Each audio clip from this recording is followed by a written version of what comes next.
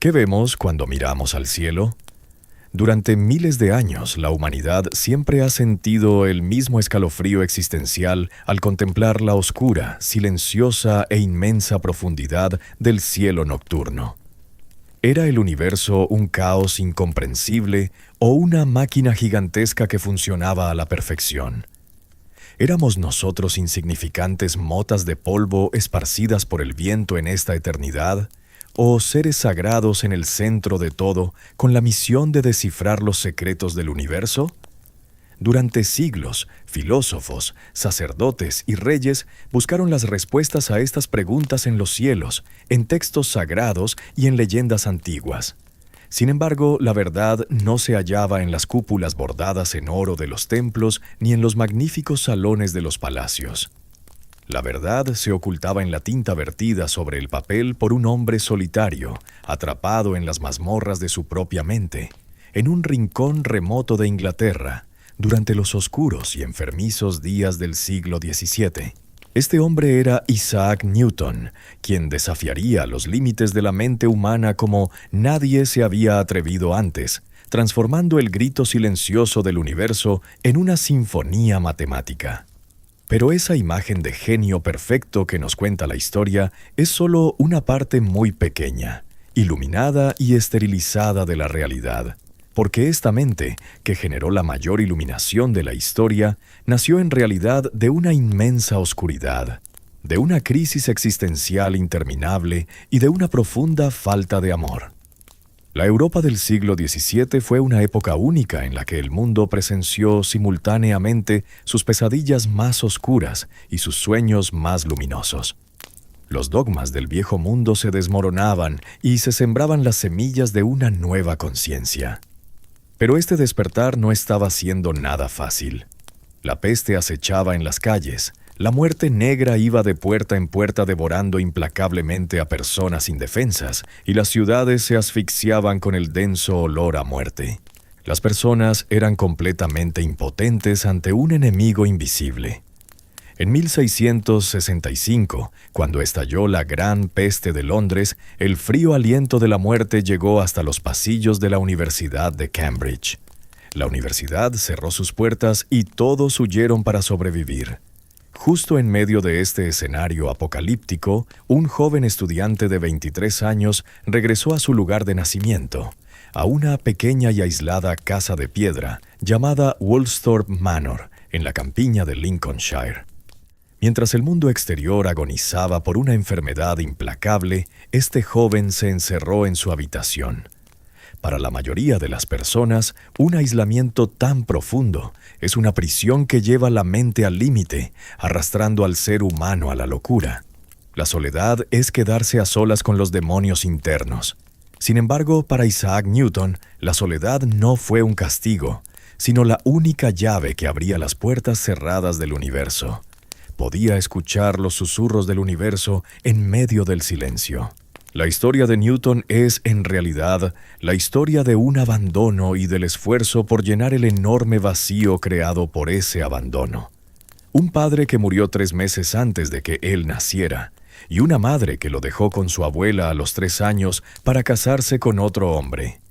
Una infancia transcurrida sin amor, sin seguridad y en completa soledad. Este profundo trauma vivido a una edad temprana creó en él una desconfianza de por vida hacia las personas, una intolerancia enfermiza a las críticas y un deseo de aislarse del mundo.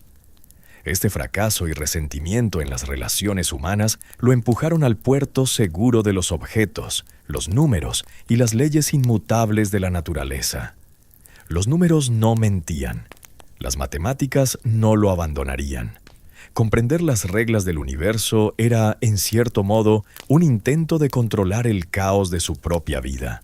En aquella oscura habitación de Woolsthorpe, armado únicamente con un prisma y unos trozos de papel, sobrepasaba los límites hasta el punto de insertarse una aguja roma detrás del globo ocular para descifrar la naturaleza de la luz. El dolor físico no era nada comparado con su pasión por aprender los secretos del universo. Cuando demostró que la luz, esa blancura que se creía pura e indivisible, era en realidad la combinación de todos los colores, cambió radicalmente no solo la física, sino también la forma en que el ser humano percibe la realidad. El mundo que veíamos era solo una ilusión del mundo real. Luego llegó la famosa leyenda del manzano. Para un ojo común, que una manzana se desprendiera de una rama y cayera al suelo era solo un simple hecho de la naturaleza. Pero la mente de Newton se preguntaba no solo cómo caían los objetos, sino por qué caían, y cuál era esa fuerza invisible y sobrecogedora detrás de esa caída. ¿Podría ser la misma fuerza que mantenía a los planetas alrededor del Sol y la que atraía una manzana hacia la Tierra? Hasta ese día, el cielo se consideraba perfecto y divino, y la tierra imperfecta y mundana. Newton unió el cielo y la tierra con la idea de la gravedad. Demostró que las mismas leyes se aplicaban en todos los rincones del universo. Sin embargo, esta idea era extremadamente aterradora y filosóficamente impactante para su época. Porque Newton no podía explicar cómo los objetos podían atraerse entre sí en el inmenso vacío del espacio sin ningún contacto físico. ¿Qué era esta fuerza de atracción misteriosa e invisible? ¿Había lugar para fuerzas invisibles en un universo mecánico? Para Newton, la respuesta a esta pregunta estaba más allá de la ciencia. Él creía que este vínculo invisible era la voluntad directa de Dios en el universo. Mientras demostraba que el universo funcionaba como un reloj, en realidad intentaba leer la mente del maestro relojero que lo armó, descifrando los códigos secretos que Dios había dejado en el universo. Sin embargo, ese retrato racional, científico y luminoso de Newton que nos enseñan en las escuelas está incompleto. Este genio, que de día sentaba las bases de la mecánica clásica, escribía las leyes del movimiento e iniciaba la física moderna, se convertía en un hombre completamente diferente cuando se encerraba en su habitación por la noche. Se corrían las cortinas, se encendían los fuegos, y el gran matemático desaparecía para ser reemplazado por un alquimista obsesivo que buscaba la piedra filosofal e inhalaba vapores de mercurio. Uno de los mayores secretos en la historia de la ciencia es que Newton dedicó gran parte de su vida a la alquimia, la teología y a descifrar los códigos ocultos de la Biblia, más que a la física y las matemáticas. Creía que los sabios de la antigüedad poseían los secretos ocultos del universo y que estos secretos se escondían en textos antiguos y símbolos alquímicos. Pasaban noches enteras estudiando textos sagrados para calcular cuándo llegaría el fin del mundo y buscaba las proporciones del universo en la arquitectura del Templo de Salomón. A sus ojos, el universo era un criptograma gigantesco que esperaba ser descifrado.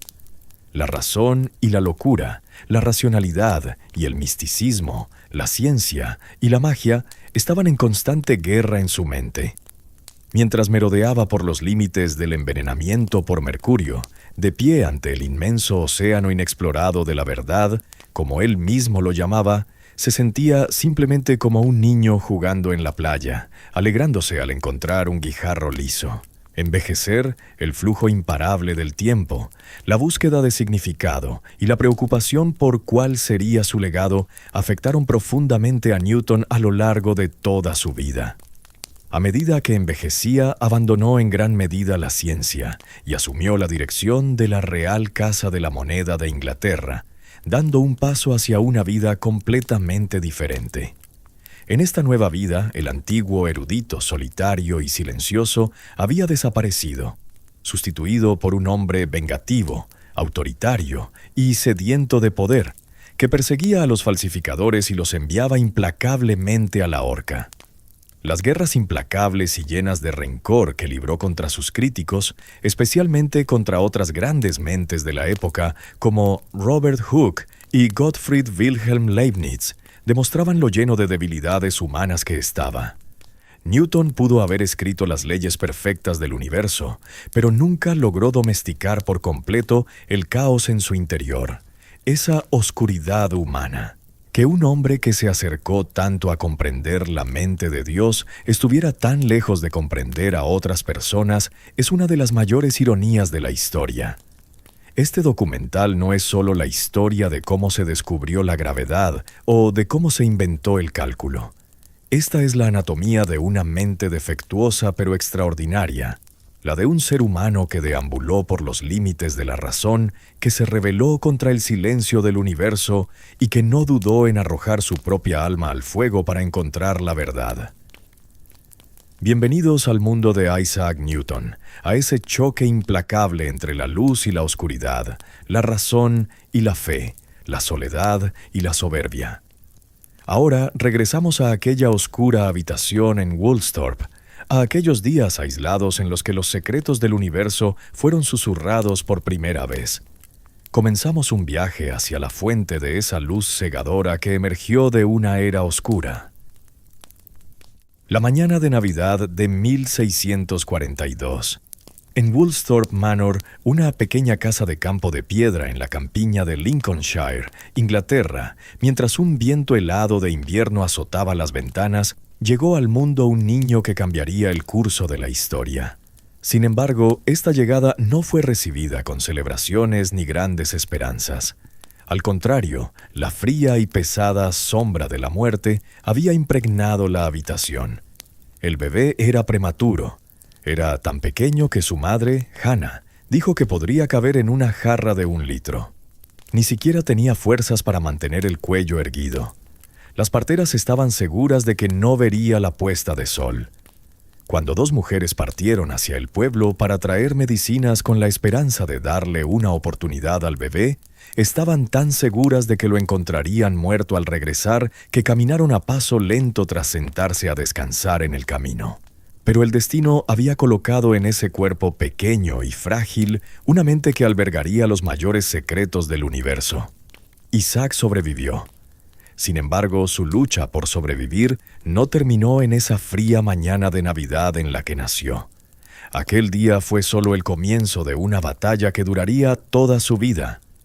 El padre de Isaac, el gran Isaac Newton, de quien heredó el nombre, era un granjero analfabeto, apegado a la tierra, silencioso y próspero. Lamentablemente había fallecido repentinamente a los 36 años, 3 meses antes de que naciera su hijo. El joven Isaac fue privado de una figura paterna incluso antes de empezar a respirar. En los oscuros y complejos laberintos de la psicología humana, quedar huérfano antes de nacer crea un vacío indescriptible en el alma de un niño. Isaac Newton había llegado a este mundo con una carencia, con una pérdida. La tumba de su padre estaba en el cementerio de la iglesia de Colsterworth, no muy lejos de su casa. La infancia de Newton transcurrió bajo la sombra oscura de ese padre que nunca conoció, sin ningún recuerdo de él, creciendo solo con un nombre que yacía bajo tierra. Esta ausencia fue quizás la primera pista psicológica de por qué Newton, en años posteriores, se apegaría tan obsesivamente a Dios como una figura de Padre celestial, omnipotente, absoluto e invisible. No tenía un padre en la tierra, así que fijaría sus ojos en el cielo, en el gobernante absoluto del universo. Sin embargo, la verdadera gran ruptura en el alma de Newton no fue la muerte de su padre, sino el abandono de su madre. Isaac acababa de cumplir 3 años. En ese frágil período en el que apenas empezaba a dar sentido al mundo, cuando más necesitaba el afecto y la protección de una madre, Hannah Ayscough decidió casarse con el reverendo Barnabas Smith, un clérigo rico y anciano. El reverendo Smith quería una esposa joven, pero no quería en su casa a un niño de un matrimonio anterior. Esto podría haber sido un acuerdo común en la Inglaterra del siglo XVII, pero en la mente de un niño de 3 años no era un acuerdo, sino una traición absoluta. Hannah se mudó al pueblo vecino, North Witham, para vivir con su nuevo marido, y dejó al pequeño Isaac en Woolsthorpe, al cuidado de su abuela Marjorie Ayscough. Este abandono es el punto de inflexión psicológico más crítico en la vida de Isaac Newton. Las semillas de su increíble genio, su naturaleza paranoica, su profunda desconfianza hacia las personas y su obsesión por encontrar las reglas absolutas del universo se sembraron el día en que su madre subió a aquel carruaje y se alejó. Un niño de 3 años no puede explicar racionalmente por qué su madre se fue. Solo siente que es indeseado inadecuado e indigno de amor. Esta herida profunda convirtió el corazón de Newton en un bloque de hielo hacia las personas. Años más tarde, en 1662, las escalofriantes líneas que escribió en un cuaderno secreto donde confesaba sus pecados revelan la magnitud de su ira y odio reprimidos. Amenazar a mi padre y madre Smith con quemarlos a ellos y a la casa en la que estaban. Este no es el grito de un físico genio, sino de un niño con el corazón roto, enojado y que creció sin amor. Había codificado el mundo como un lugar inseguro y hostil. Las personas podían abandonarlo, las personas podían lastimarlo, las personas eran irracionales y poco confiables. Por eso Newton se alejó de las personas y volvió su rostro hacia los objetos, los números y las leyes de la naturaleza, medibles y que nunca mienten. Las matemáticas nunca lo abandonarían. La geometría no se iría como su madre. Las reglas del universo no lo rechazarían como su padrastro. El mundo de los objetos era seguro. El mundo de las personas solo traía dolor. No ha llegado hasta nuestros días ningún recuerdo cálido o momento afectuoso de los años que pasó con su abuela. Newton nunca mencionó a su abuelo, James Ayscough, en toda su vida. En esa casa pudo haber estado bien cuidado y alimentado físicamente, pero emocionalmente lo dejaron morir de hambre. En este entorno aislado, el pequeño Isaac se refugió en su propia mente. No jugaba con los otros niños del pueblo. No participaba en sus juegos bruscos. Se sentaba solo durante horas, observando el mundo que lo rodeaba. Observaba cómo cambiaban las sombras del sol en la pared. Calculaba la fuerza del viento. Mientras caminaba hacia las escuelas primarias en los pueblos de Skillington y Stoke, examinaba las piedras, las plantas y las aguas corrientes de los caminos. Encontraba el lenguaje silencioso de la naturaleza mucho más comprensible que el lenguaje complejo e hipócrita de las personas. El vínculo que no podía formar con las personas comenzaba a formarlo con el mecanismo del universo. La soledad se había convertido tanto en su prisión como en su refugio. Para 1653, su padrastro Barnabas Smith murió. La madre de Newton, Hannah, regresó a Woolsthorpe con los 3 hijos pequeños que tuvo con Smith. Sin embargo, este regreso no significó un reencuentro para Isaac, de 11 años, sino más bien la invasión de su hogar por parte de extraños. Su madre ahora dedicaba toda su atención a sus nuevos hermanos. Isaac volvía a ser excluido, volvía a estar solo. Muy pronto fue enviado de nuevo fuera de casa para continuar su educación. A los 12 años fue inscrito en la King's School en la ciudad de Grantham, a unos 11 kilómetros de Woolsthorpe. Grantham es el lugar donde comenzó el despertar intelectual de Newton. Para poder asistir a la escuela fue alojado como interno en la casa de un boticario local llamado Señor Clark. Esta botica abrió puertas gigantescas en la mente del joven Newton. La tienda del Señor. Clark era como un laboratorio mágico lleno de morteros, majaderos, plantas de olores extraños, azufre, mercurio, frascos de cristal llenos de líquidos de colores y libros de alquimia. Aquí Newton experimentó por primera vez cómo reaccionan las sustancias al mezclarse y los secretos químicos invisibles de la naturaleza.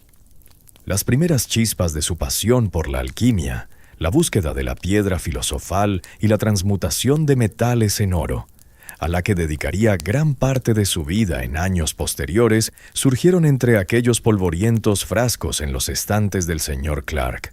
Sin embargo, sus primeros años en Grantham no fueron nada brillantes desde el punto de vista académico. En clase solía ser un estudiante común, distraído, viviendo en su propio mundo de fantasía y con poco interés en las lecciones. Estaba en lo más bajo de la clasificación de la clase, hasta que ocurrió un incidente que despertó a ese gigante dormido en su interior, a ese espíritu competitivo y despiadado.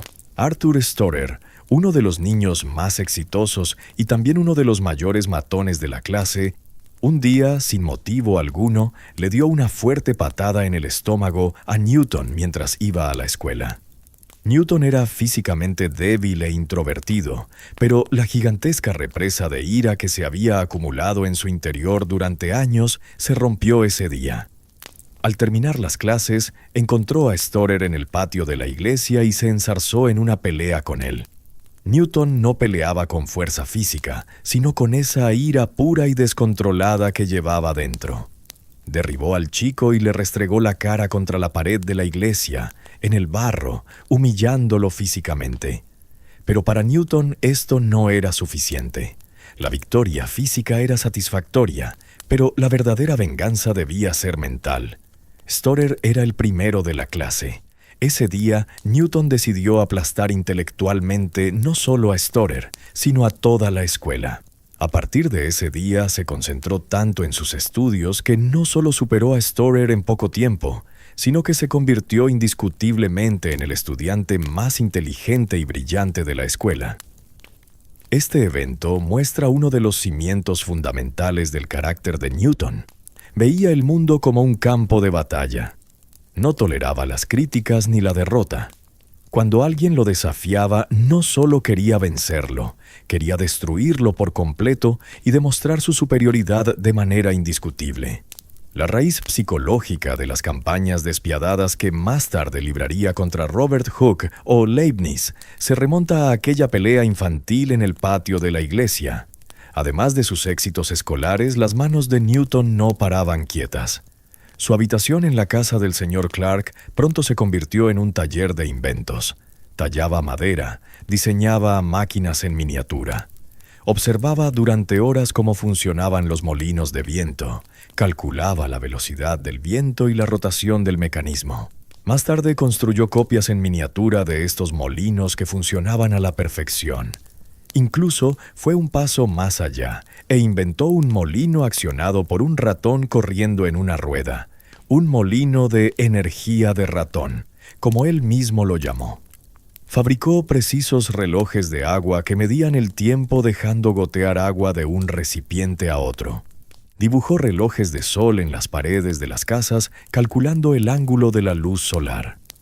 Construía cometas de madera, les ataba linternas de papel a la cola por la noche y las hacía volar, observando cómo los aldeanos de Grantham se aterrorizaban pensando que veían cometas en el cielo o malos espíritus. Incluso estas bromas infantiles eran sus experimentos prácticos sobre la luz, la resistencia del aire y la mecánica. Para escapar del caótico y sin sentido mundo humano que lo rodeaba, estaba construyendo un mundo mecánico donde él ponía las reglas, donde todo era calculable y predecible. En el otoño de 1659, cuando Newton tenía 17 años, ocurrió otra tragedia en su vida, o un desastre desde su punto de vista. Su madre, Hannah, pensando que su hijo, ya crecido, había terminado su educación escolar, lo llamó de regreso de Grantham a Woolsthorpe. Su objetivo era que Isaac ahora se hiciera cargo de la propiedad de la familia, administrara las tierras y se convirtiera en un granjero exitoso, igual que su padre. Pero esto era lo mismo que encerrar a un águila en una jaula y esperar que viviera como una gallina.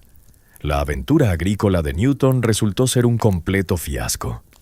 No le interesaban en absoluto la tierra, los cultivos o las ovejas. Su mente estaba en el funcionamiento del universo, en fórmulas geométricas y en inventos mecánicos. Cuando su madre lo enviaba a los prados a vigilar las ovejas, Newton se sentaba junto a una cerca.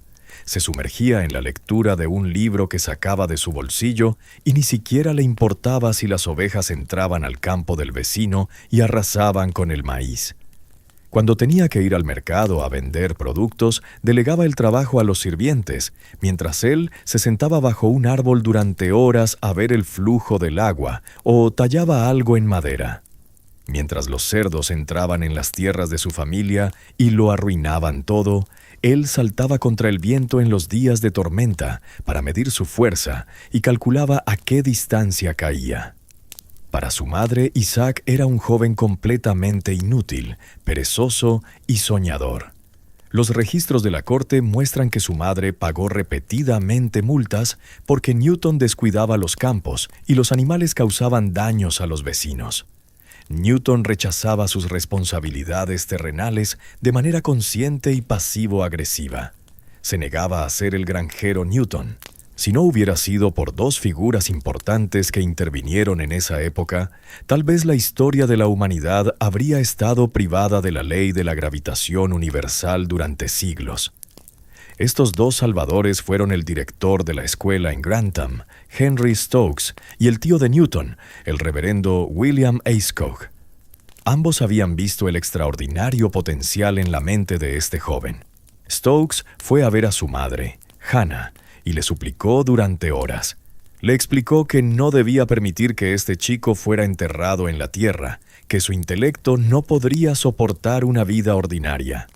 Su tío William también presionó a su madre para que lo enviara a la Universidad de Cambridge, donde él mismo había estudiado. Después de largas y agotadoras discusiones, Hannah, aceptando que su hijo no sería un buen granjero, finalmente cedió. Newton fue enviado de regreso a su escuela en Grantham para prepararse para la universidad. En junio de 1661, Isaac Newton, de 18 años y medio, metió sus pertenencias en un pequeño baúl y dejó Woolsthorpe para emprender el camino hacia Cambridge. Dejaba atrás esa casa de campo oscura, sin amor y aislada donde nació. En su interior ardía un fuego incontrolable, impulsado por esa profunda desconfianza hacia las personas, ese resentimiento hacia su madre que nunca se apagaría, y el deseo de comprender el mundo. Al cruzar las gigantescas puertas de madera del Trinity College, no solo entraba en una universidad, sino que también cruzaba el primer umbral de ese largo, doloroso y magnífico viaje que cambiaría para siempre la forma en que la humanidad percibe el universo. Un comienzo solitario se dirigía hacia una revolución universal. En aquel fresco día de junio de 1661, cuando Isaac Newton, de 18 años, cruzó las pesadas y ornamentadas puertas de madera del Trinity College, el corazón de la Universidad de Cambridge tuvo que enfrentarse no a la majestuosidad del mundo que le esperaba, sino al humillante papel que ese mundo le había asignado. Newton no ingresó a este gigantesco templo del saber como un caballero respetable y adinerado, sino como un César, un estudiante sirviente. A pesar de que su madre, Hannah, poseía vastas tierras y una considerable fortuna heredada de su difunto esposo, se había negado obstinadamente a pagar los gastos de educación de su hijo. Esta cruel avaricia provocó que el joven Isaac comenzara su vida universitaria en el escalón más bajo y de la manera más degradante. Como César, Newton tenía que servir a los otros estudiantes ricos, a los pensioners y fellow commoners. Les llevaba la comida, limpiaba sus mesas, ordenaba sus habitaciones e incluso, lo más denigrante de todo, vaciaba sus orinales por las noches. Para este joven genio, que desde su infancia se retorcía por el sentimiento de abandono, que albergaba una profunda desconfianza hacia las personas y una inmensa soberbia en su interior, servir a niños aristócratas mimados que estaban mentalmente a años luz por debajo de él, era una tortura diaria que abría heridas imborrables en su alma. Él sabía que era inmensamente superior a esos niños ricos a los que les limpiaba los zapatos. Esta humillación avivó aún más su deseo de aislarse, su repulsión hacia las personas y su necesidad de refugiarse únicamente en las fortalezas inexpugnables de su propia mente. Entre las sombras de la arquitectura gótica de Cambridge, deambulaba como un fantasma solitario que no hablaba con nadie, no hacía amigos y se encerraba en su habitación para sumergirse en textos antiguos a la luz de las velas. Sin embargo, lo que realmente decepcionó a Newton no fue solo su estatus social, sino el asfixiante y rancio olor de la atmósfera intelectual de Cambridge. A mediados del siglo XVII, una tormenta de revolución científica azotaba Europa, pero los vientos de esta tormenta aún no habían logrado penetrar los gruesos muros de Cambridge.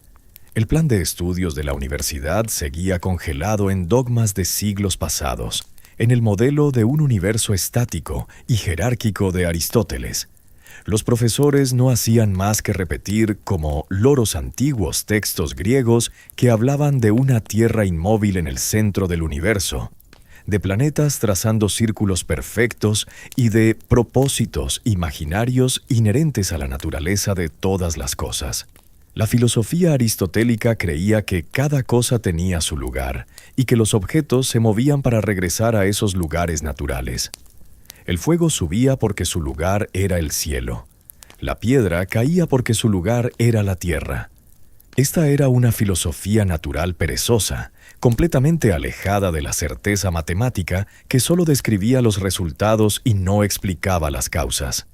Para Newton, poseedor de una mente racional y mecánica, estas enseñanzas eran insoportablemente superficiales y carentes de sentido. Él no creía en las almas o deseos naturales de los objetos, sino en las fuerzas medibles que los movían. Así, mientras de día Newton asistía a las clases obligatorias de Aristóteles y memorizaba lo necesario para aprobar los exámenes, de noche iniciaba su propia rebelión intelectual secreta. En los polvorientos estantes de la biblioteca o en libros que conseguía a escondidas, comenzó a devorar las obras de los pensadores modernos de la época. Descubrió los libros de Johannes Kepler sobre las órbitas elípticas de los planetas, los principios de inercia y las observaciones astronómicas de Galileo Galilei, y los experimentos de Robert Boyle sobre la química y la presión de los gases. Pero la persona que causó la verdadera gran explosión en su mente fue el filósofo y matemático francés René Descartes. Descartes describía el universo como una gigantesca máquina mecánica que funcionaba como un reloj. Todo se reducía a materia y movimiento. No había misterios, ni propósitos sobrenaturales. Las matemáticas eran la única forma de descifrar el lenguaje de esta máquina. Newton quedó fascinado por esta visión de Descartes. Comenzó a escribir un cuaderno llamado Quaestiones Quaedam Philosophicae, ciertas cuestiones filosóficas. En la primera página de este cuaderno escribió su propio manifiesto intelectual, el lema de su despertar existencial. Amicus Plato, amicus Aristóteles, magis amica veritas. Platón es mi amigo, Aristóteles es mi amigo, pero mi mejor amiga es la verdad. Esta simple frase era una declaración de guerra directa de un joven estudiante contra la autoridad, los dogmas del pasado y 1000 años de tradición académica. Newton buscaría la verdad no en los libros de los antiguos filósofos, sino en la lógica inquebrantable de las matemáticas y en la implacable realidad de la naturaleza. Olvidaba comer, se negaba a dormir y se perdía en complejos cálculos geométricos sin salir de su habitación durante días. Su mente trabajaba sin cesar, como un horno que desafiaba todos los límites. Pero justo cuando este fuego intelectual comenzaba a avivarse, en el sofocante y aterrador verano de 1665, una sombra completamente distinta y mucho más oscura cayó sobre Inglaterra. La Gran Peste de Londres. A lomos de pulgas portadoras de la bacteria Yersinia pestis, una ola invisible de muerte se apoderó de la capital y luego de toda la isla. Los síntomas de la enfermedad eran espantosos. Inflamaciones negras y supurantes en las ingles y axilas. Fiebre alta, dolores insoportables y, finalmente, una muerte agónica vomitando sangre. En las calles, las campanas de muerte nunca dejaban de sonar, y los carros de los recolectores de cadáveres pasaban frente a casas marcadas con cruces rojas y la frase «Que Dios se apiade de nosotros», gritando «Sacad a vuestros muertos». La humanidad estaba arrinconada por un cazador invisible, completamente indefensa. El orden se había derrumbado, el fino barniz de la civilización se había desprendido, y solo quedaba el puro y primitivo instinto de supervivencia. La peste no distinguía entre ricos y pobres, entre sabios e ignorantes. La muerte igualaba a todos. Cuando el frío y putrefacto aliento de la peste alcanzó los límites de Cambridge, las autoridades universitarias entraron en pánico. Los abarrotados dormitorios estudiantiles eran un caldo de cultivo perfecto para esta epidemia implacable. En agosto de 1665, la Universidad de Cambridge cerró sus puertas indefinidamente. Se ordenó a los estudiantes, profesores y personal que se dispersaran a sus pueblos natales y zonas rurales para escapar de la muerte. Isaac Newton, de 22 años, empacó sus pertenencias para regresar a aquella casa de campo que había dejado atrás y que tanto odiaba, a Woolsthorpe Manor en Lincolnshire. El mundo exterior se retorcía de dolor, miles de personas morían en la desesperación y se vivía una de las mayores tragedias de la historia humana. Pero fíjense en la oscura ironía del destino. Este desastre que diezmaba a la humanidad y convertía las ciudades en cementerios iba a proporcionar el silencio absoluto y el aislamiento necesarios para el nacimiento de la ciencia moderna. El regreso de Newton a Woolsthorpe no fue una huida, sino el túnel por el que se encerró en el laboratorio de su propia mente, en ese majestuoso templo donde descifraría los secretos del universo. En aquella aislada casa de piedra en Woolsthorpe, el concepto del tiempo había perdido su significado. No había rígidos horarios universitarios, ni expectativas absurdas de los profesores, ni estudiantes ricos y mimados a los que servir. Solo estaba él, el jardín donde caían las manzanas, los finos rayos de sol que se filtraban por las ventanas, la llama de una vela y sus pensamientos que se extendían hacia la eternidad.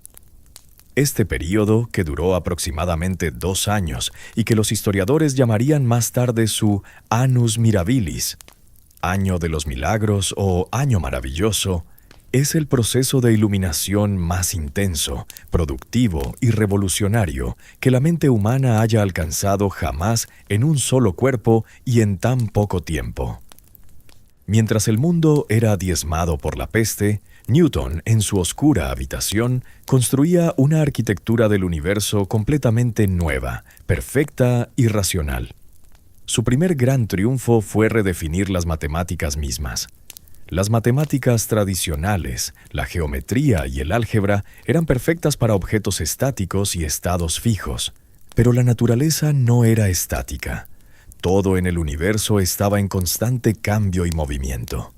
Los planetas aceleraban y desaceleraban en sus órbitas. La velocidad de un objeto al caer cambiaba en segundos y la pendiente de las curvas variaba continuamente.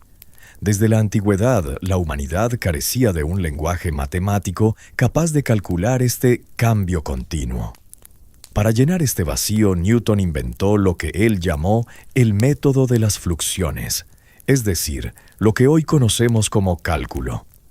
Esta era la matemática de los infinitesimales. Había creado una herramienta analítica completamente nueva que dividía el movimiento en instantes congelados y era capaz de encontrar proporciones exactas en ese inmenso mar de cambio continuo. El cálculo no era solo un juego de números sobre el papel, era una llave filosófica que leía el código del universo, que rasgaba matemáticamente el tejido del espacio y el tiempo para mostrar el mecanismo que había detrás. Con esta invención, Newton se había coronado, por así decirlo, como el dios de su propio universo matemático. Ahora podía calcular las áreas bajo las curvas y la aceleración de velocidades cambiantes, como si fuera un mago.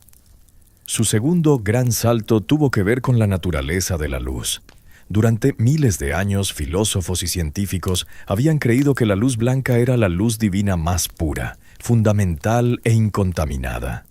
Los colores, en cambio, se veían como formas imperfectas que surgían cuando esta luz blanca entraba en contacto con la materia y se corrompía o contaminaba. Newton decidió poner a prueba esta antigua creencia. Cerró completamente las contraventanas de madera de su habitación, sumiendo toda la casa en una oscuridad absoluta. Solo abrió un agujero minúsculo en una esquina de la contraventana. Delante de ese fino haz de luz solar blanca que entraba por el agujero, colocó un prisma de cristal. La luz que pasó a través del prisma se refractó y se proyectó en la pared opuesta como el espectro de un arco iris. Rojo, naranja, amarillo, verde, azul, índigo y violeta. Pero Newton no se detuvo ahí. Para demostrar que este espectro de colores no era luz corrompida, tomó únicamente el rayo rojo resultante y lo hizo pasar por un segundo prisma. Si los colores fueran una forma degradada de la luz, el segundo prisma debería degradar aún más el rojo. Pero la luz roja salió del segundo prisma siendo exactamente roja. Luego, con la ayuda de una lente, reunió todos esos colores del arco iris proyectados en la pared de nuevo en un solo punto, y volvió a obtener aquella luz blanca pura en la pared. Esto fue una revolución en la historia de la óptica. La luz blanca no era pura e indivisible. Por el contrario, era la combinación caótica de todos los colores. Lo que era puro eran los colores, y el blanco era su suma. La realidad que percibíamos era un juego que nuestros ojos nos jugaban. Sin embargo, la pasión de Newton por comprender la luz rayaba en una obsesión tan enfermiza que no conocía límites.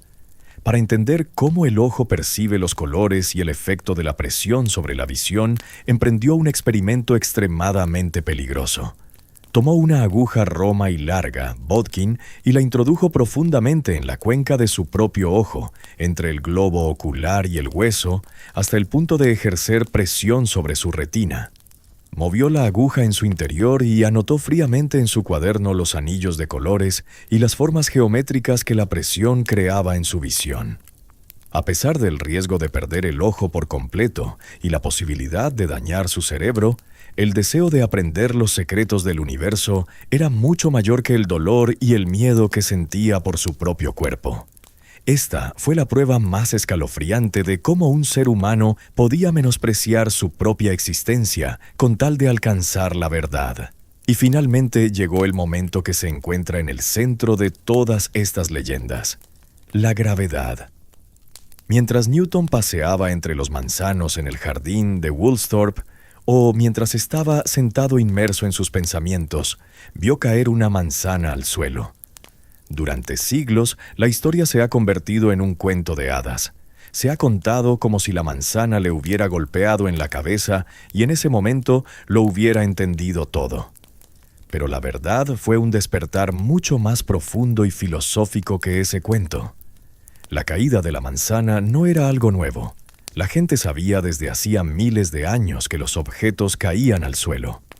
La extraordinaria brillantez del genio de Newton no radicaba en preguntarse por qué caía la manzana al suelo, sino en darse cuenta de que la luna en el cielo también estaba, de hecho, cayendo. En ese instante su mente se desprendió del jardín de Woolsthorpe y se elevó hacia las profundidades del universo, hacia el vacío cósmico. La Tierra era una masa gigantesca que atraía todo a su alrededor hacia su centro. Pero, ¿hasta dónde se extendía esta fuerza de atracción invisible?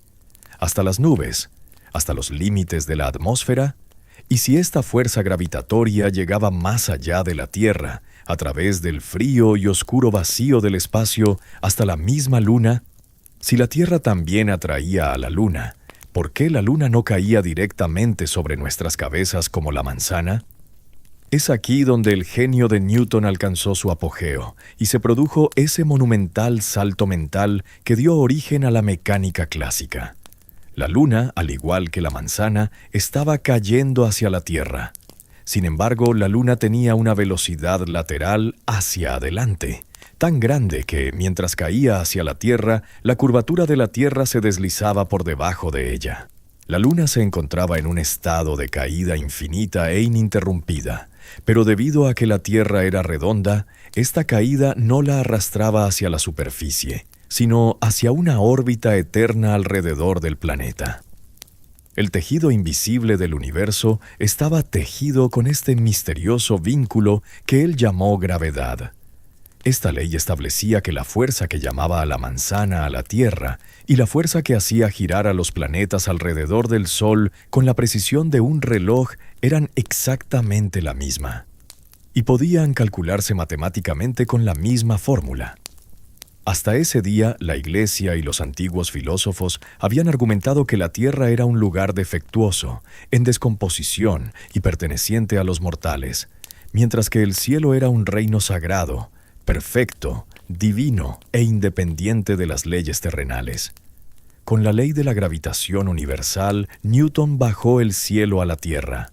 demostró que las estrellas y los planetas obedecían a las mismas leyes implacables, mecánicas y matemáticas que nuestros polvorientos caminos y las manzanas que caen.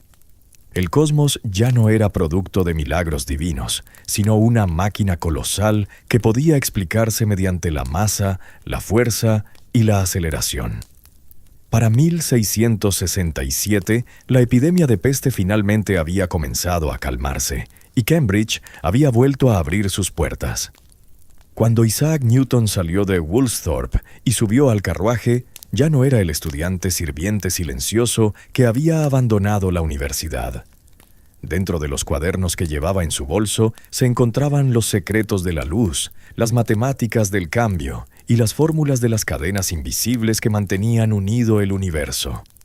En el silencio sepulcral de la peste, había creado la mayor tormenta intelectual de la historia de la humanidad. Ahora, con este poder absoluto en sus manos, estaba listo no solo para iluminar el mundo científico, sino también para aplastar sin piedad a cualquiera que se interpusiera en su camino y consagrarse como la mente más grande del mundo. Los años maravillosos habían terminado. Ahora era el turno de Newton de conquistar el universo. En la primavera de 1667, el huracán mortal de la peste finalmente se había calmado, y el sonido de las ruedas de los carros de la muerte había desaparecido de las calles de Londres y las ciudades circundantes. Cuando la Universidad de Cambridge volvió a abrir sus puertas, Isaac Newton estaba entre los que regresaban. Sin embargo, la persona que caminaba entre aquellos edificios de piedra y entraba al patio del Trinity College no era el estudiante sirviente apocado, sumiso y silencioso que había dejado el lugar 2 años antes, obligado a limpiar los orinales de los estudiantes ricos. Los 2 milagrosos años que pasó en el aislamiento de aquella oscura casa de piedra en Woolsthorpe habían transformado a Newton como si fuera acero forjado al fuego. En el laboratorio cósmico de su mente había reescrito las leyes fundamentales del universo, la naturaleza de la luz y los límites de las matemáticas. Había escalado en solitario aquellas aterradoras cumbres que la mente humana nunca antes había alcanzado. Los cuadernos que llevaba en su bolso no eran simples trozos de papel manchados de tinta, sino textos sagrados que albergaban los códigos del universo.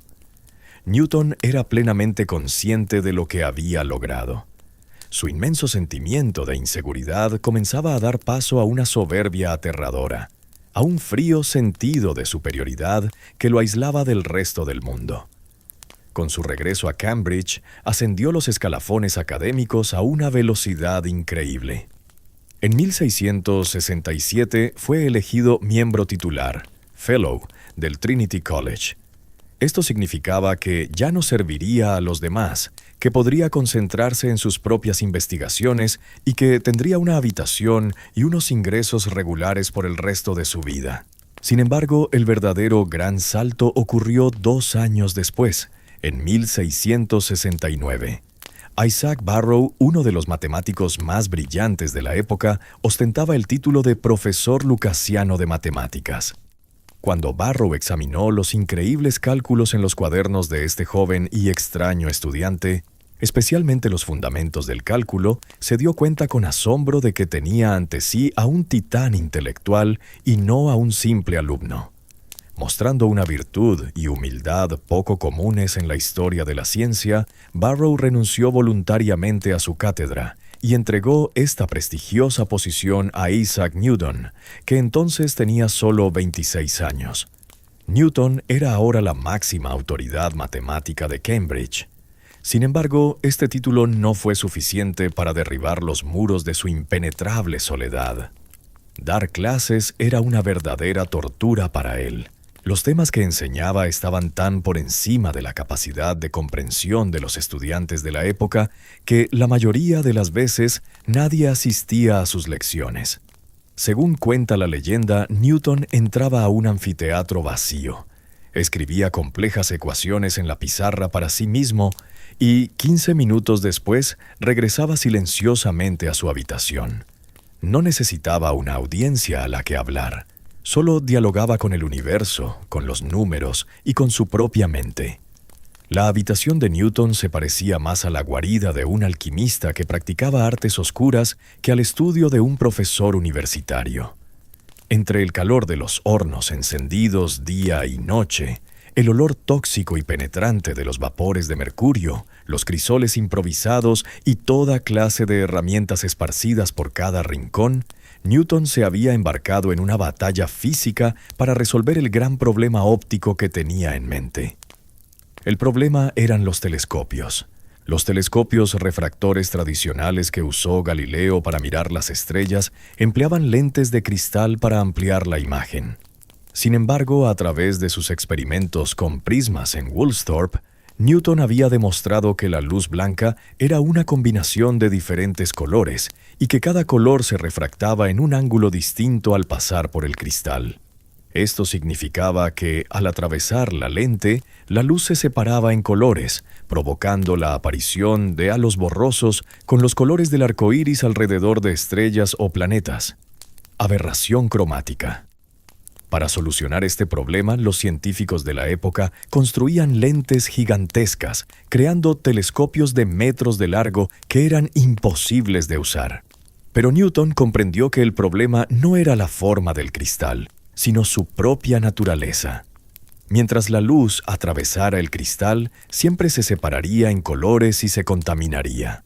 Por lo tanto, la solución no era hacer pasar la luz a través del cristal, sino enfocarla reflejándola en una superficie. Usar un espejo curvo. Sin embargo, en el siglo XVII, fabricar un espejo liso, perfectamente curvo y que reflejara la luz a la perfección era un proceso mucho más sangriento y arduo que resolver una ecuación en un papel. Los secretos detrás de los espejos de cristal distorsionaban la luz. Newton tenía que encontrar una aleación especial, compuesta íntegramente de metal, que ofreciera una superficie de reflexión impecable al ser pulida.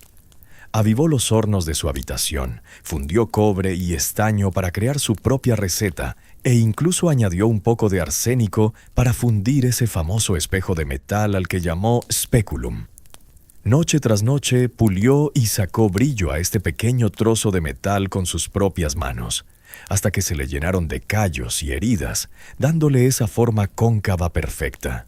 El resultado fue un instrumento diminuto, de solo 15 centímetros de largo, alojado en un modesto tubo de madera.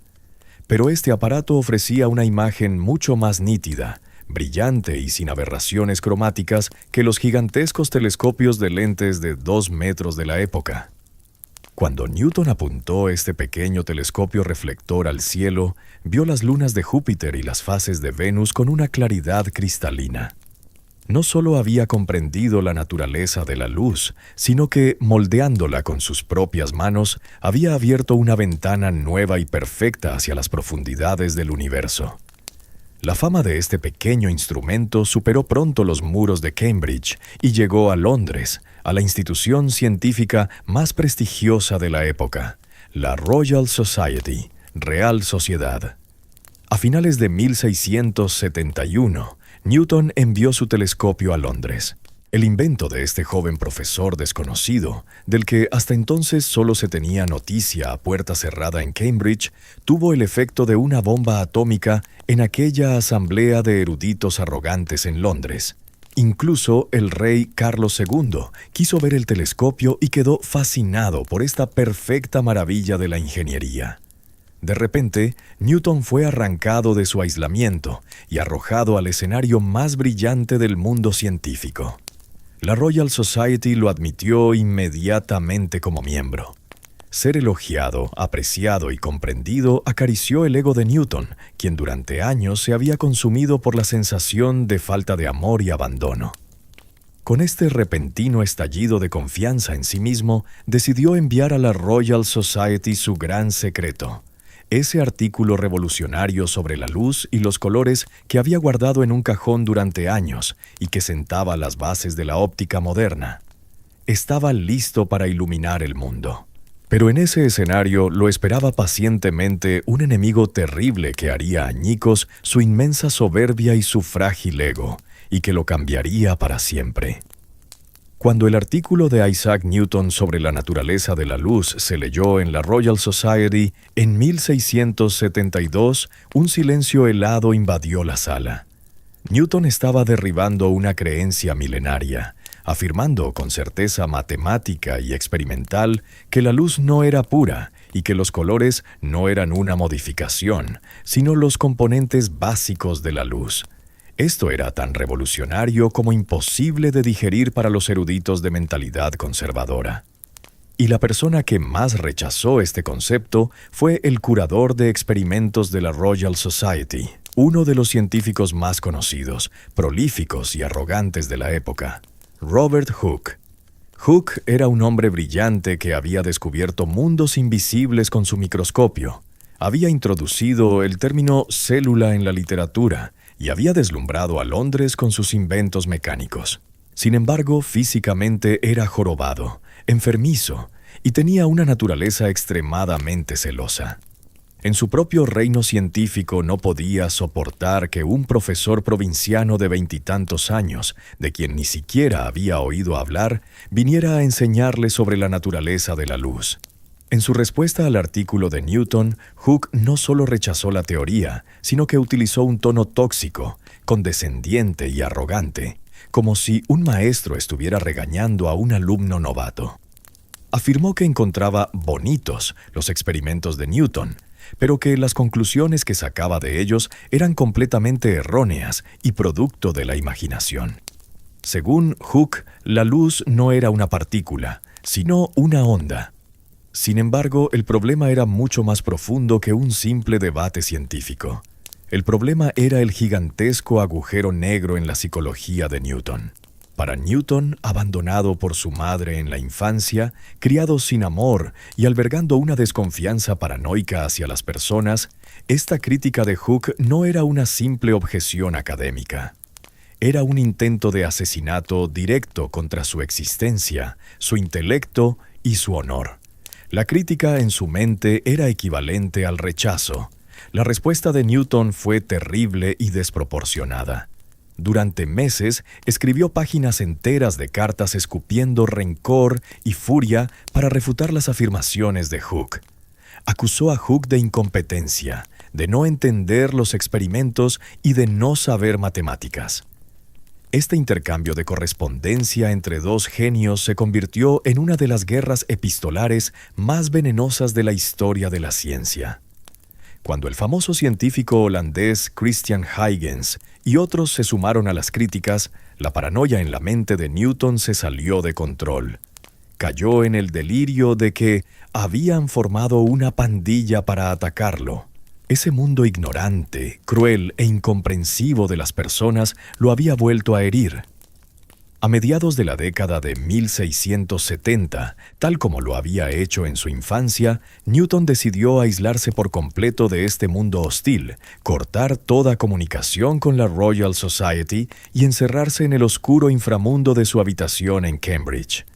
Estos años oscuros en los que se retiró de la comunidad científica marcan el período más misterioso y peligroso de la vida de Newton. De día, completamente alejado de la física clásica, la óptica y las matemáticas, esta mente genial se entregaba de noche a las aguas oscuras, místicas y peligrosas de la alquimia. Él creía que los secretos del universo no residían solo en las matemáticas, sino también en los códigos ocultos otorgados a los sabios de la antigüedad y en las transformaciones químicas de la materia. Para encontrar esa sustancia legendaria que llamaban la piedra filosofal, que convertía los metales básicos en oro y otorgaba la inmortalidad, trabajaba como un loco frente a sus hornos. Se había dado a sí mismo un nombre secreto, un anagrama de Jehová Sanctus Unus, Dios Santo y Único. Descifraba textos de alquimia e inhalaba los gases tóxicos que emanaban del plomo, el mercurio y el azufre que fundía en sus crisoles. Se le caía el cabello, sus ojos estaban inyectados en sangre por la falta de sueño y sufría delirios psicóticos al borde del envenenamiento por mercurio. Pero para él esto no era una locura, sino un peregrinaje sagrado hacia la verdad. Buscaba el alma de la naturaleza. Simultáneamente con la alquimia, Newton se dedicó a investigaciones teológicas radicales y extremadamente peligrosas. Después de años de estudiar los textos originales de la Biblia en lenguas antiguas, llegó a la conclusión de que la Trinidad, Padre, Hijo y Espíritu Santo, creencia fundamental del cristianismo, era una gran mentira, un fraude colosal inventado por un concilio de la Iglesia en el siglo IV. Para él, Dios era uno, la autoridad absoluta, y Jesús era solo un mediador creado por él. En la Inglaterra del siglo XVII, esta creencia, el arrianismo, era considerada una herejía. Si alguien hubiera descubierto este secreto, no solo habría perdido su membresía como Fellow y su cátedra en Cambridge, sino que podría haber sido arrojado a un calabozo o incluso ejecutado. Por eso, ocultó este inmenso secreto, esa verdad innegable para él, en cuadernos encriptados y cofres bajo llave. En su mundo interior era un profeta que resolvía los secretos del universo y al mismo tiempo un fugitivo que vivía con el temor constante de ser atrapado. Estaba tan desconectado del mundo que pasaba meses sin salir de su habitación, haciendo agujeros en la puerta con sus propias manos para que su gato pudiera entrar y salir. Mientras intentaba alcanzar los secretos detrás de los espejos, se había perdido en los oscuros laberintos de su propia mente. Sin embargo, el destino no permitiría que fuera olvidado en aquella polvorienta habitación entre humos tóxicos. Irónicamente, quien encendió la mecha de la tormenta fue de nuevo su mayor enemigo, el hombre que más lo odiaba, Robert Hooke. A finales de 1679, Hooke se había convertido en el secretario de la Royal Society y debía gestionar la correspondencia con los miembros de la sociedad. Dejando a un lado su orgullo, escribió a Newton, quien había estado sumido en el silencio durante años, una carta en apariencia amable, pero que en realidad buscaba ponerlo a prueba. En esta carta, Hooke mencionaba una nueva idea sobre el movimiento de los planetas. Sugirió que un planeta tendía a caer hacia el Sol y que esta fuerza de atracción podría disminuir de forma inversamente proporcional al cuadrado de la distancia entre ellos, la ley de la inversa del cuadrado. Hooke había lanzado esta idea, pero carecía de la colosal genialidad matemática necesaria para demostrar la hipótesis y calcular qué forma, elíptica, adoptaría la órbita de los planetas bajo esta atracción. Al enviar esa carta, Hooke no se daba cuenta de que estaba despertando a un gigante que dormía en la oscuridad, a un dragón. Cuando Newton recibió la carta, los engranajes mecánicos de su mente, que se habían estado oxidando durante años, comenzaron a girar de nuevo a una velocidad aterradora. Su enemigo le había entregado la pieza del rompecabezas que le faltaba, la ley de la inversa del cuadrado. Aquella idea que había germinado años atrás con la caída de la manzana en el jardín de Woolsthorpe encajaba ahora en un marco cósmico. Newton leyó la carta, hizo los cálculos, le dio a Hooke una respuesta evasiva y errónea para despistarlo, y luego, de repente, volvió a su aterrador silencio. Había tomado la idea de Hooke, pero encerró la demostración en los sótanos de su propia mente. Nunca le dijo a su enemigo que tenía razón. Mientras los científicos de Londres miraban al cielo y debatían por qué los planetas giraban en esas extrañas órbitas, aquel alquimista solitario, arrogante y hereje, en aquel helado y neblinoso mes de enero de 1684, mientras el viento frío que soplaba en las estrechas y embarradas calles de Londres azotaba la ciudad de un extremo a otro, el corazón del mundo intelectual seguía latiendo en las humeantes y ruidosas cafeterías. En la Inglaterra de finales del siglo XVII, las cafeterías no eran solo lugares para tomar una bebida caliente. Eran academias no oficiales donde comerciantes, marineros, filósofos y científicos se reunían para debatir los secretos del mundo, donde nacían nuevas ideas y se vivían feroces rivalidades. En una de estas cafeterías, probablemente en una mesa a la sombra de la Catedral de San Pablo, se habían reunido tres de las mentes más brillantes de la época. Christopher Wren, el legendario arquitecto de San Pablo que hizo resurgir a Londres de sus cenizas y que también era un competente astrónomo.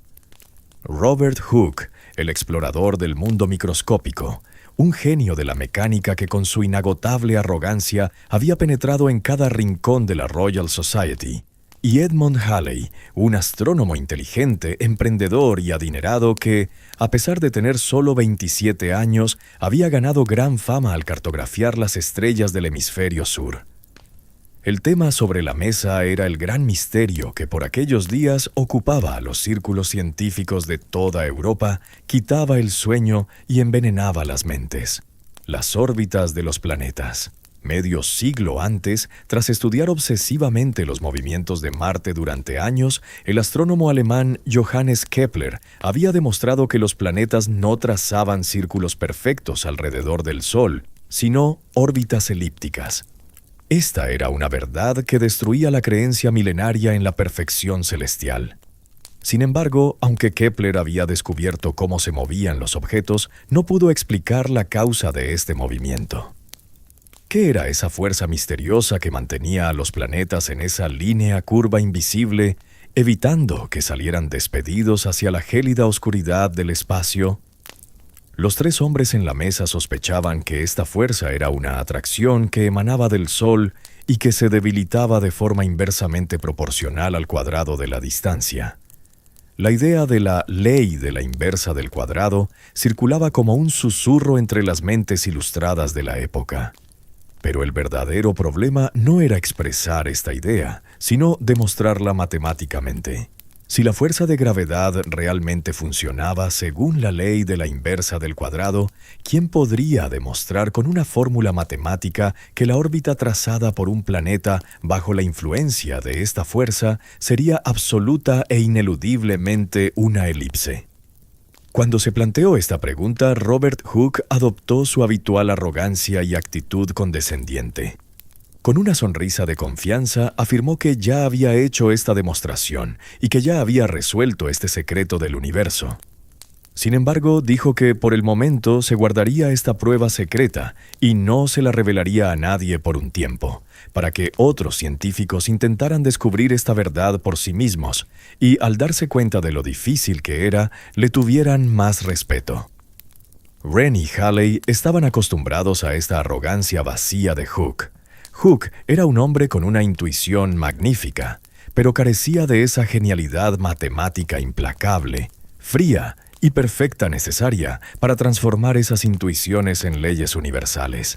Christopher Wren, aburrido de esta táctica dilatoria de Hooke, sacó 40 chelines de su bolsillo, una suma considerable para la época. Anunció que daría este dinero como premio a la primera persona que pudiera demostrar matemáticamente la conexión entre la ley de la inversa del cuadrado y la órbita elíptica en un plazo de 2 meses, y se la presentara. Pasaron los meses. Ni Hooke pudo presentar su famosa prueba, ni Halley pudo llegar a una conclusión con sus propios cálculos. El plazo de la apuesta expiró. Los 40 chelines se quedaron en el bolsillo de Wren, pero el gran secreto del cosmos aún esperaba ser resuelto. Llegado agosto de 1684, un Edmund Halley consumido por la desesperación decidió, como última esperanza, alejarse del caos intelectual de Londres y dirigir su mirada hacia el norte, hacia la silenciosa y gótica soledad de Cambridge. Allí vivía un profesor extraño, cascarrabias y misántropo, de quien se rumoreaba que, tras el terremoto que había provocado en el campo de la óptica años atrás, se había encerrado en sí mismo como un fantasma, perdiéndose en el oscuro mundo de los hornos de alquimia y las herejías teológicas. Isaac Newton. Halley sabía que Newton era un hombre difícil, conocía sus sangrientas guerras epistolares con Robert Hooke y cómo se había desconectado del mundo. Pero al mismo tiempo era consciente de que el intelecto que se ocultaba tras aquellos muros de piedra era la mente analítica más pura y afilada que poseía Inglaterra. Y quizás el mundo. Aquel viaje en carruaje que Halley hizo a Cambridge no fue solo un trayecto físico entre dos ciudades. Fue también el peregrinaje de la historia de la humanidad desde la larga y oscura noche de la ignorancia hacia la luz cegadora de la ciencia moderna. Cuando Halley pisó el patio del Trinity College y llamó a la puerta de Newton, se sobresaltó por el fuerte olor a azufre y mercurio que provenía del interior.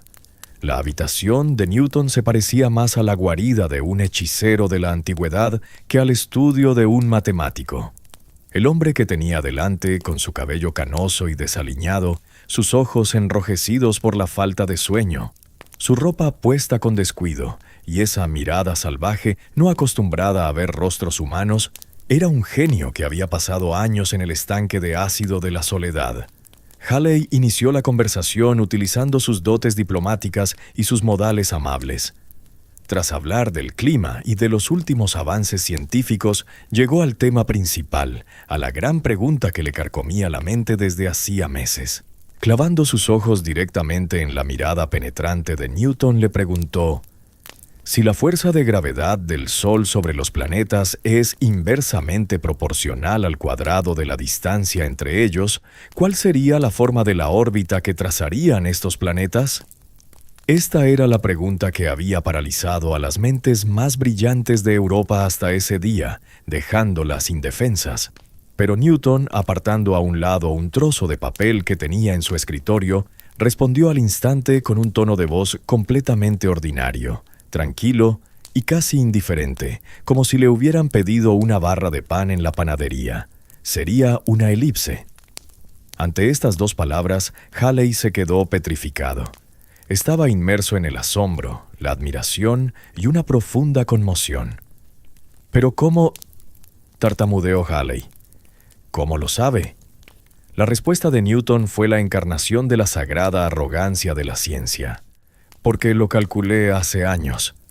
Halley exigió ver esos cálculos de inmediato. Temblaba de emoción. El mayor secreto del universo estaba allí, en algún lugar de esa habitación desordenada y maloliente. Newton rebuscó a su alrededor para encontrar aquella antigua demostración perdida entre sus notas y las gigantescas pilas de papel de su escritorio. Abrió los cajones, pero no pudo encontrar el papel que había garabateado años atrás. Sin embargo, no despidió a Halley con las manos vacías. Le prometió que volvería a hacer los cálculos y se los enviaría a Londres. Al salir de Cambridge, Halley era consciente de que había despertado a un dragón de su letargo. Mientras salía de aquella habitación y tomaba el camino a Londres, sentía hasta la médula que el curso de la ciencia y la filosofía había cambiado para siempre. Cuando Newton se quedó solo en su habitación tras la partida de Halley, sintió que las oxidadas cadenas de su mente se rompían. Este colosal cerebro que durante años se había perdido en la desesperanzada oscuridad de la alquimia, en los sueños de fabricar oro y en los códigos de la Biblia, regresaba a su verdadero propósito existencial, al mundo cristalino de las matemáticas puras y la mecánica. La simple pregunta de Halley no solo había encendido un problema matemático, sino también esa aterradora soberbia que yacía en el interior de Newton, su sentido de la competencia y su deseo de ser el único amo del universo. No solo recordó aquella demostración, la llevó mucho más allá. En noviembre de 1684, cuando Halley leyó en su casa de Londres un texto en latín de 9 páginas que le llegó por correo, se quedó sin aliento. El título del documento era De motu corporum ingirum, sobre el movimiento de los cuerpos en órbita. Newton no solo había demostrado la ley de la inversa del cuadrado y las órbitas elípticas, sino que había explicado las causas físicas de las leyes de Kepler y había establecido nuevas dinámicas del movimiento. Halley comprendió que esas 9 páginas que tenía en sus manos eran el manifiesto de una revolución más que un simple borrador. Inmediatamente volvió a montar en su caballo y corrió a Cambridge, al lado de aquel genio cascarrabias. Lo convenció para que no se conformara con este breve artículo, sino que, sobre esta base, escribiera un libro exhaustivo, una colosal obra maestra que explicara todo el funcionamiento del universo. A partir de ese momento, Isaac Newton cortó todos sus lazos con el mundo y se encerró en el aislamiento mental más aterrador, intenso y productivo de la historia de la ciencia. El libro del universo iba a ser reescrito. Con la insistencia de Halley y su propio e imparable impulso perfeccionista, Newton entró en ese proceso de creación oscuro, agotador y milagroso que comenzó a finales de 1684 y duraría casi 18 meses. La puerta de su habitación se cerró una vez más al resto del mundo. Durante esos 18 meses, Newton se transformó de ser humano en un algoritmo mecánico, incesante, que no sentía dolor ni se cansaba, dedicado a procesar los colosales datos cósmicos cargados en su mente. Olvidaba comer. Según los recuerdos de su asistente Humphrey Newton, las bandejas de comida que le dejaban en la puerta a menudo regresaban intactas. Y a veces, Newton recordaba que debía comer solo horas después, de pie, metiéndose distraídamente unos bocados en la boca. Dormir no era para él más que una pérdida de tiempo, una debilidad biológica innecesaria que interrumpía el prodigioso flujo de su mente. Por las noches, dormía solo unas pocas horas, desplomándose en su cama sin siquiera quitarse la ropa, para luego saltar de ella en la oscuridad de la madrugada y sentarse a su escritorio. A veces, cuando se le ocurría una idea, saltaba de la cama a medio vestir y garabateaba frenéticamente ecuaciones con tiza, carbón o tinta en las paredes de la habitación, en los marcos de las ventanas, en cualquier espacio vacío que encontrara. Este hombre, con el pelo enmarañado, la ropa manchada y los ojos hundidos por el insomnio, había dejado a un lado su humanidad y se había elevado al nivel más frío y puro de la razón. Este proceso no fue solo la invención de cosas nuevas, sino también la síntesis perfecta de los cimientos que Newton había sentado 20 años atrás en Woolsthorpe durante los días de la peste, reuniendo esas colosales notas sobre la gravedad, el movimiento y el cálculo que habían permanecido ocultas en cajones durante años. Newton tomó la caída de los cuerpos en la Tierra de Galileo, las órbitas planetarias elípticas en el cielo de Kepler y la visión mecánica de Descartes, y los cosió todos juntos con ese vínculo único, absoluto e invisible que él desarrolló y llamó fuerza de gravitación universal. Estaba convirtiendo el universo en un gigantesco mecanismo de relojería que hacía tic-tac y cuyas reglas nunca cambiaban. La física del cielo y la física de la Tierra, que hasta entonces se creían completamente independientes la una de la otra, se fundieron en un solo crisol en su mente. Explicaba los movimientos de las mareas en los océanos, las desviaciones en la órbita de la Luna, la oscilación de los péndulos, los aterradores viajes de los cometas y la curva trazada por un proyectil en el aire. Todo con las mismas leyes matemáticas. Las 3 leyes inquebrantables de la mecánica clásica, inercia, dinámica y acción-reacción, se plasmaron en papel en el silencio de esta oscura habitación. El universo ya no era el patio de recreo de caprichos divinos o espíritus místicos, sino un imperio matemático donde gobernaban masas, aceleraciones y fuerzas exactas, medibles y predecibles. Sin embargo, a medida que esta colosal obra maestra, que recibiría el nombre de Philosophiae Naturalis Principia Mathematica, principios matemáticos de la filosofía natural, se acercaba a su finalización, la psicología paranoica, frágil y vengativa de Newton volvió a entrar en escena. Cuando el borrador del primer libro llegó a la Royal Society en 1686, reapareció el famoso y archienemigo Robert Hooke. Hooke afirmó que la idea de la ley de la inversa del cuadrado había sido suya y que Newton se la había robado, por lo que exigió que su nombre fuera mencionado en el prefacio del libro y que se reconociera que la idea le pertenecía. Esta exigencia de Hooke tuvo el efecto de una bomba atómica en el venenoso orgullo de Newton. Newton, que desde la infancia temía a muerte y odiaba que alguien le quitara lo que le correspondía o menospreciara su esfuerzo, se volvió loco. Argumentó que Hooke era un aficionado que carecía de las matemáticas necesarias para demostrar una teoría y que solo esparcía migajas de ideas por ahí. Su ira estaba tan fuera de control que incluso amenazó con quemar por completo y no publicar el magnífico tercer libro que explicaba el sistema del universo y era la clave de la obra. Con tal de no darle a Hooke ese pequeño crédito, estaba dispuesto a privar a la humanidad del mayor secreto del universo. La filosofía es como una mujer impertinente y litigiosa. Prefiero trabajar como un esclavo antes que lidiar con ella, se rebelaba. Fue exactamente en este punto donde Edmund Halley intervino no solo como astrónomo, sino como el mayor diplomático, editor y psicólogo de la historia de la ciencia.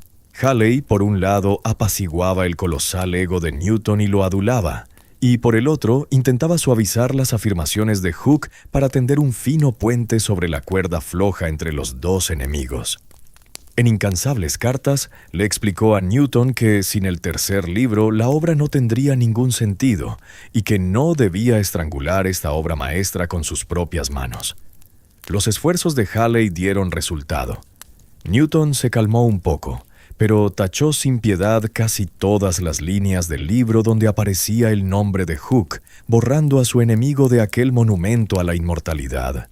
Pero el calvario de Halley no había terminado. El libro tenía que ser impreso, y la Royal Society estaba al borde de la bancarrota en ese momento. La sociedad había publicado un año antes un libro extremadamente infructuoso y costoso, titulado Historia de los peces, y había agotado todo su presupuesto. Incluso estaban pagando el salario de Halley con ejemplares del libro de los peces. Ante esta situación, Halley hizo la mayor apuesta de su vida.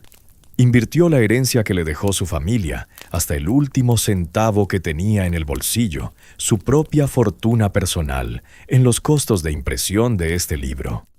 Sabía que los Principia no eran solo un libro, sino el destino de la humanidad.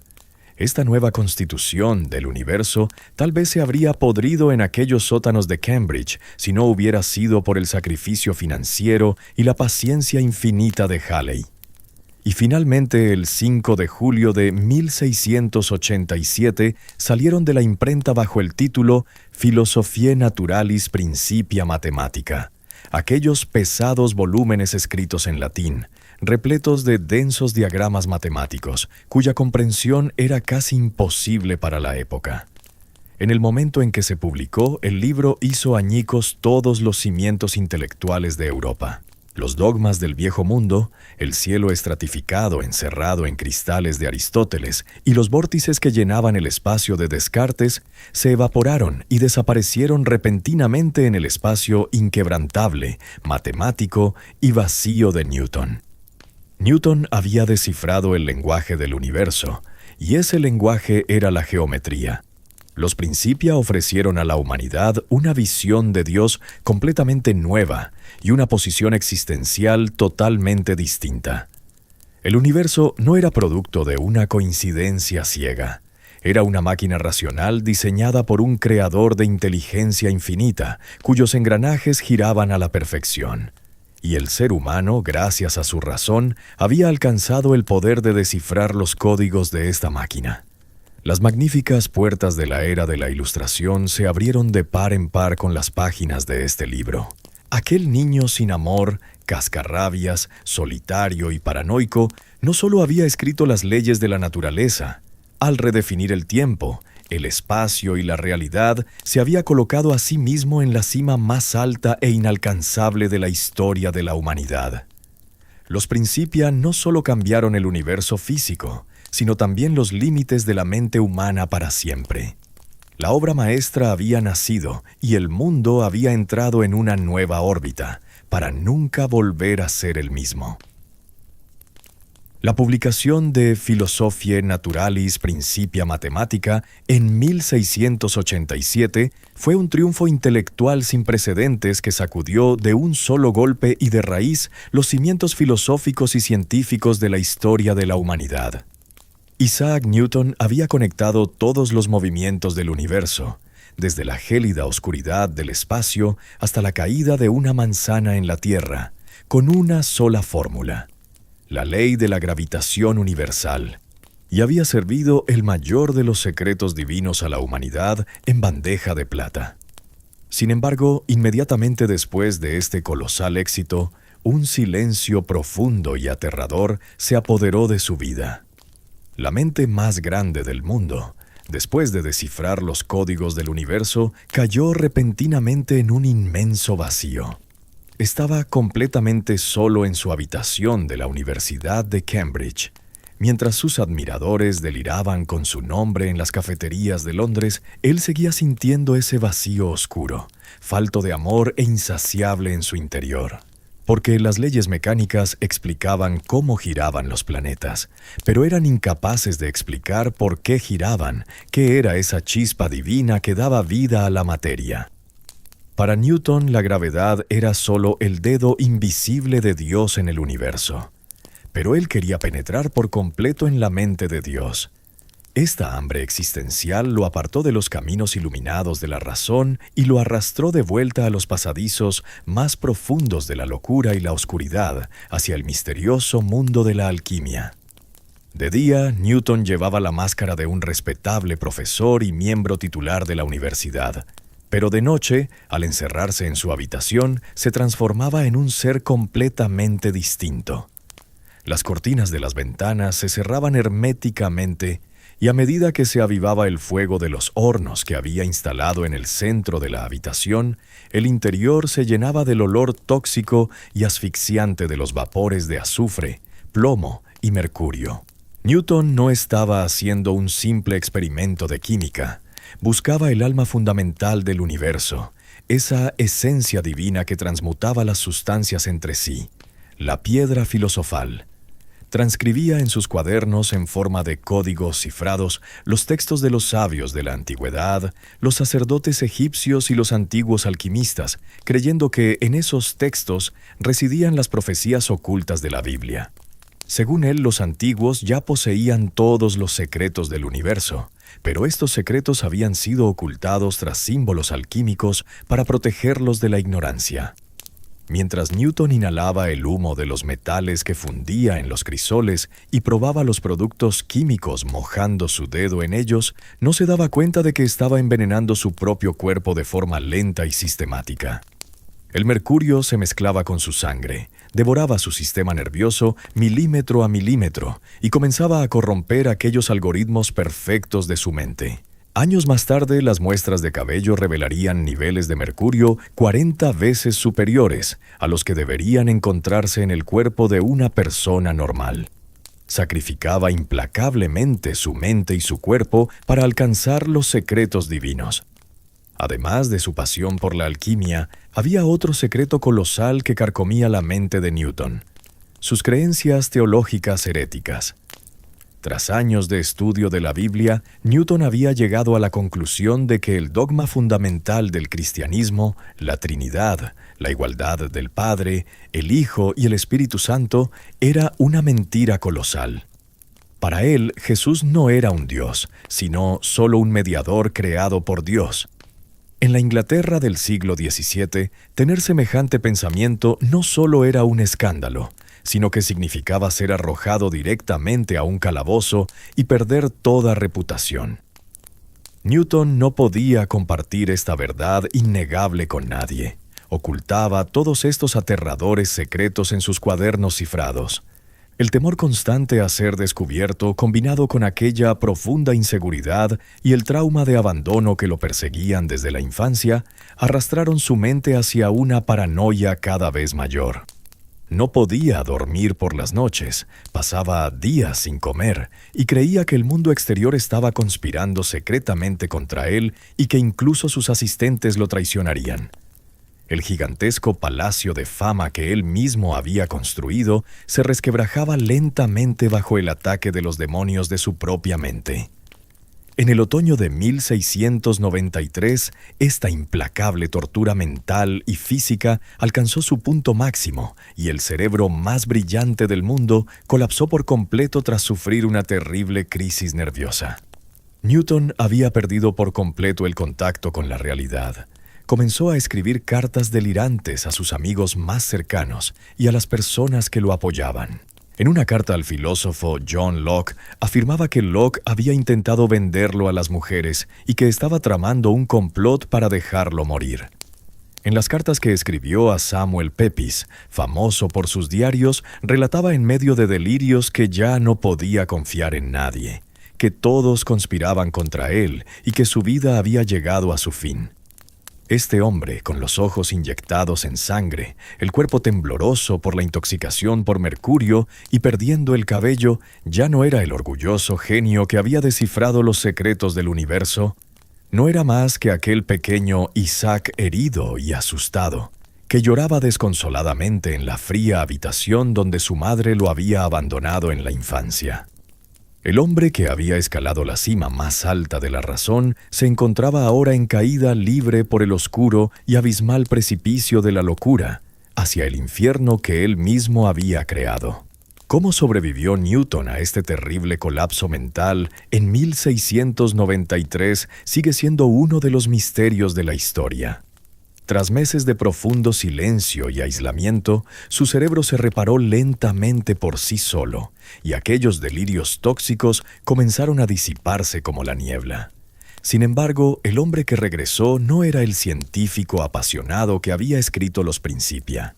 Se había recuperado, pero había llegado a sentir un asco absoluto por la ciencia, las matemáticas y aquella oscura habitación de Cambridge. Buscaba una nueva vida, un nuevo propósito y, sobre todo, un poder tangible que reparara su ego herido. Este billete de salvación le fue ofrecido por un antiguo alumno suyo, Charles Montagu, una de las figuras políticas más poderosas de la época. Montagu le ofreció a Newton el puesto de director de la Real Casa de la Moneda de Inglaterra para que tomara el mando y salvara la economía del país que estaba al borde del colapso. En 1696, a la edad de 53 años, Isaac Newton empacó sus cosas, apagó los hornos de alquimia y salió por las puertas góticas de Cambridge para no mirar atrás nunca más, emprendiendo su camino hacia las calles de Londres, que olían a poder y ambición. Al pisar la Real Casa de la Moneda en Londres, se encontró ante un mundo mucho más sucio y caótico que la mecánica del universo.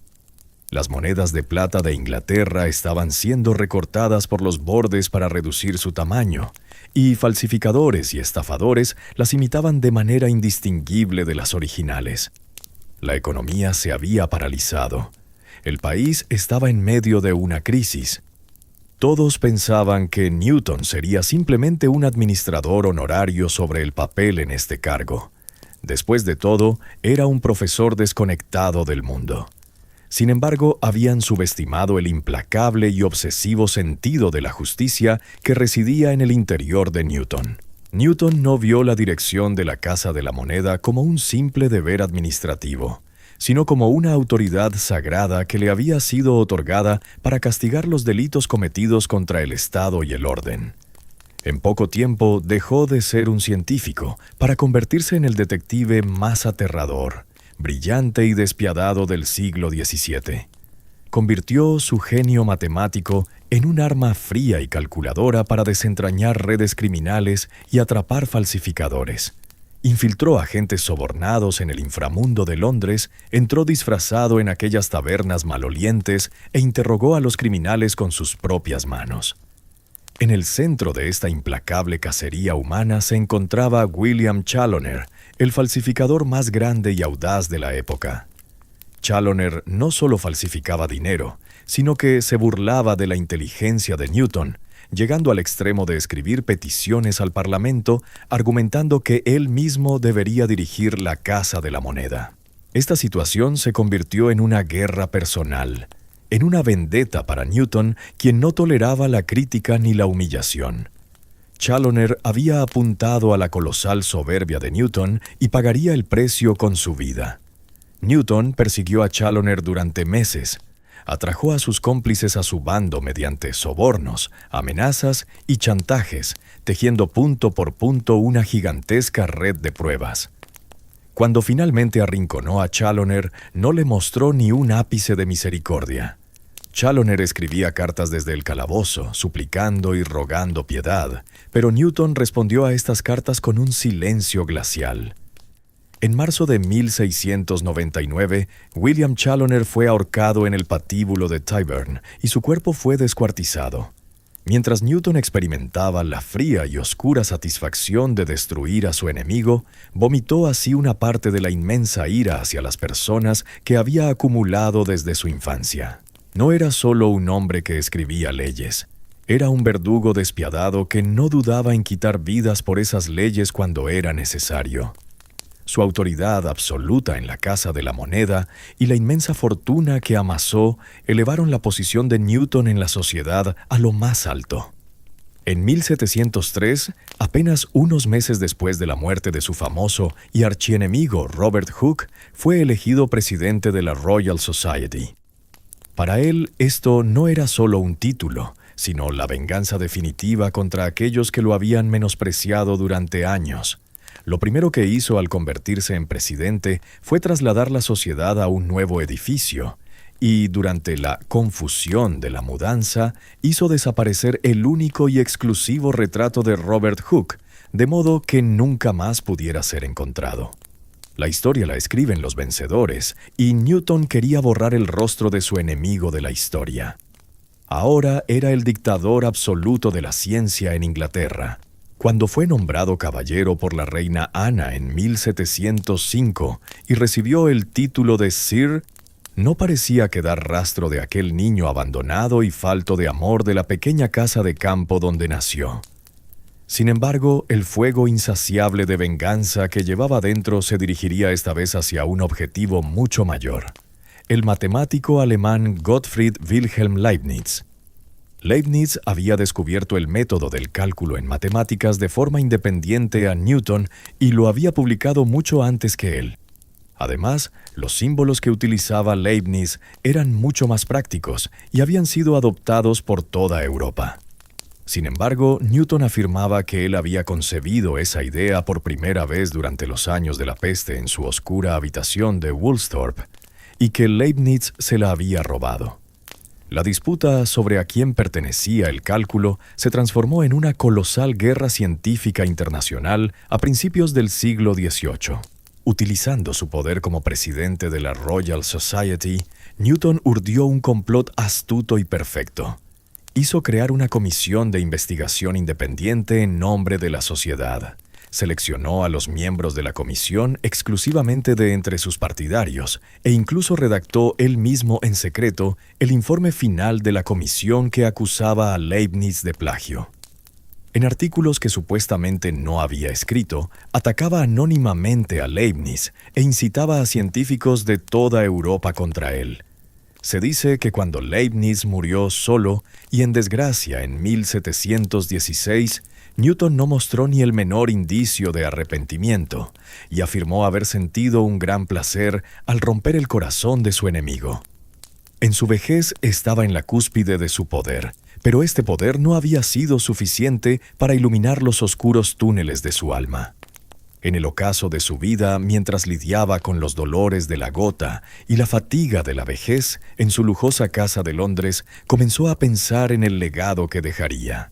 Guardó bajo llave en un baúl aquellas colosales notas teológicas que había escrito en su juventud por el bien de la religión y que podrían ser consideradas heréticas, sus fórmulas de alquimia y miles de páginas de garabatos que reflejaban el caos de su interior. Quería que el mundo recordara solo a aquel Newton cuerdo, perfecto y racional. Sin embargo, al acercarse a su lecho de muerte, al mirar atrás en su vida, despojado de su soberbia y con la sabiduría de un hombre que quizás había aceptado su desesperada soledad ante la existencia, susurraría aquellas famosas palabras: «No sé cómo me verá el mundo, pero para mí he sido como un niño jugando en la orilla del mar, divirtiéndome al encontrar de vez en cuando un guijarro más liso o una concha más hermosa que lo ordinario, mientras el gran océano de la verdad se extendía inexplorado ante mí». Esta fue la última confesión no solo de un genio, sino de un alma cansada que comprendió cuán impotente es el ser humano frente a la inmensidad del universo. Cuando Sir Isaac Newton falleció la noche del 20 de marzo de 1727, a la edad de 84 años, su cuerpo fue enterrado en la abadía de Westminster con un funeral digno de reyes. Los lores, duques y condes más nobles de Inglaterra cargaron su ataúd. Cuando el filósofo Voltaire presenció este funeral, quedó fascinado de que una nación enterrara a un científico como si fuera un rey. Con las perfectas leyes mecánicas que dejó tras de sí, Newton había iniciado la era de la Ilustración y sentado las bases del mundo moderno.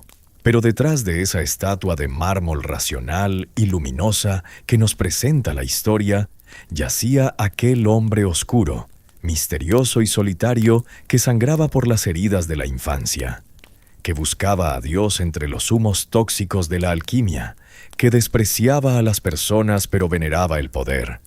Él, doblando la luz, había logrado ver los secretos del universo, pero nunca pudo iluminar la oscuridad de su propio interior.